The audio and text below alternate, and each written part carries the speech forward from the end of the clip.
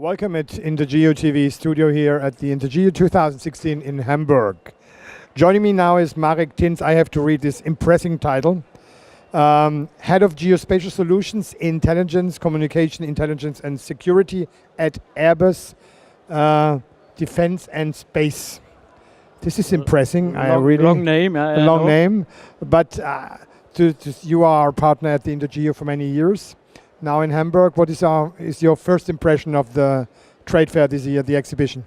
Yeah, well, that's the Intergeo, an annual event where it's good to meet all the people, to meet customers, to see hardware as well as software providers, and to see also the colleagues of which are providing services and data. So that's the annual event for geoinformation. So it's quite impressive this year in Hamburg. And here it's all about innovation, new products, new developments that are important for the clients from everywhere who come here to Hamburg.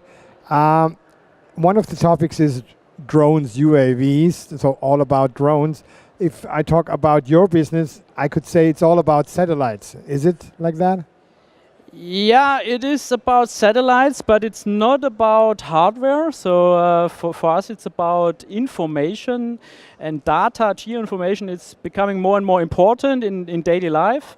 And also the drones, you are mentioning the drones are using geoinformation to plan their flight paths and their missions.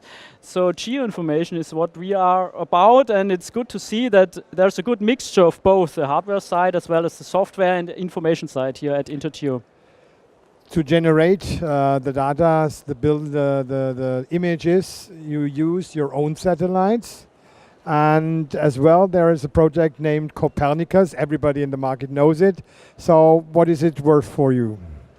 Yeah, we from the beginning of Copernicus, which was formerly known as GMES, we were significantly involved in developing the services and are contributing both on the satellite building side, where we also built the satellites which are up in space, or some of the satellites, but also with the use and enabling the use and exploiting the data and providing services. So it's a twofold or threefold activity we are in with Airbus in the Copernicus environment.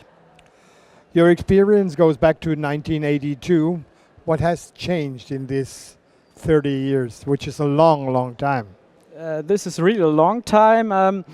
I would say the applicability of satellite remote sensing and the visibility of information derived out of satellite remote sensing has significantly increased thanks to the many satellites which are now up in space and are in operations with the daily usage of this information without even knowing that it's satellite derived information. And let's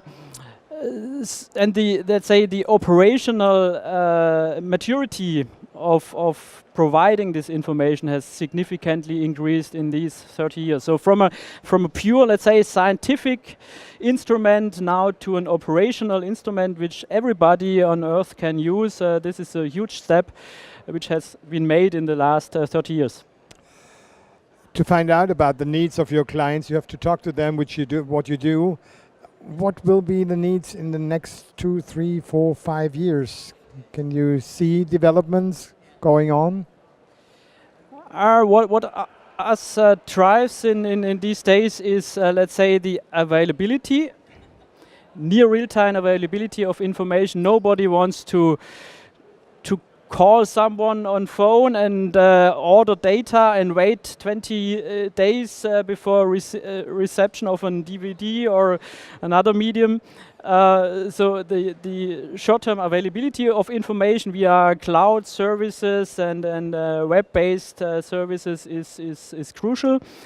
The second is the processing of information. Nobody is interested in pure data. There's a need, there's a requirement on customer side. There's a need for information, and this information needs to be processed in time and tuned to the customer requirements, which needs cloud processing, near real-time processing, and the third one is the sustainability. So if customer relies in particular on public bodies, if they rely on services, they need to be sure that the service information is also available in some years. So reliability and sustainability of information is also one key aspect.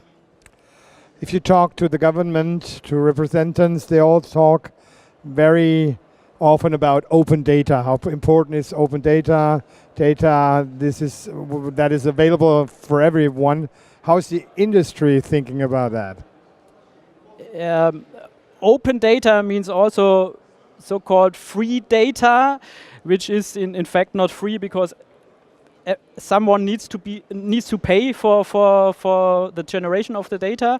I think a good mixture of, let's say, open data for, let's say, for instance, general information purposes, and combined with some costly data, so data which you need to be paid for to get more detailed information, for instance, is the right way forward.